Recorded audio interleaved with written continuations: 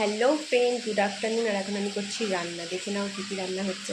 এখানে ভাত হয়ে গেছে, আর ভাতে দেওয়া আছে ভাত তো উপর করেছি, আর ভাতে দেওয়া হচ্ছে ওল ভাতে পেঁপে আছে, আর উচ্ছে ভাতে দেওয়া আছে।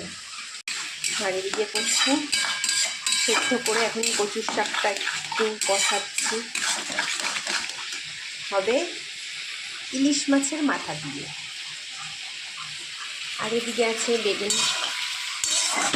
বুঝতেই পারছো বেগুন দিয়ে কী হবে। বেগুন দিয়ে হবে ইলিশ মাছের ঝোল।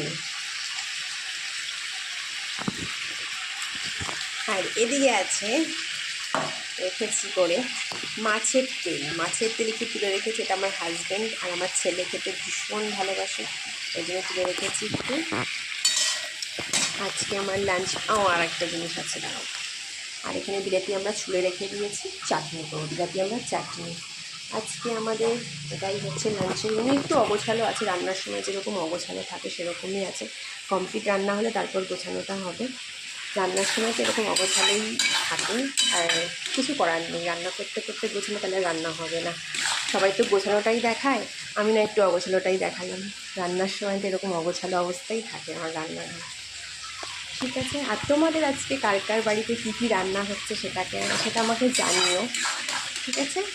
আর ইলিশ মাছ খেতে কার কার ভালো লাগে, আর কচুর শাক দিয়ে ইলিশ মাছের মাথা খেতে কার ভালো লাগে। আর আমার না সর্ষে ইলিশ ভালো লাগে, কিন্তু বেগুন দিয়ে এই কালো জিরে দিয়ে কাঁচা লঙ্কা দিয়ে ইলিশ মাছের ঝোলটা আমার কাছে হচ্ছে অমৃত। আমি ভাত খাওয়ার পর ঝোলটা থাকে না, চুমুক দিয়ে খাই।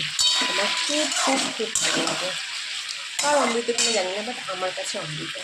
ঠিক আছে, টাটা, পরে কথা হবে। একটু কথা বলেই নি, সময় আছে যখন।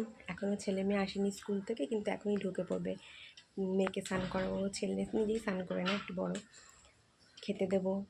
আর রোদ বৃষ্টির খেলা হচ্ছে এখন, দেখে নাও বাইরের ওয়েদার। শুধু জামা কাপড় মেলছি আর তুলছি, এই দেখছি রোদ মেলছি, আবার তুলে নিয়ে আসছি যখন বৃষ্টি। আমার বাবাকে আবার এখনও পুজো হয়নি।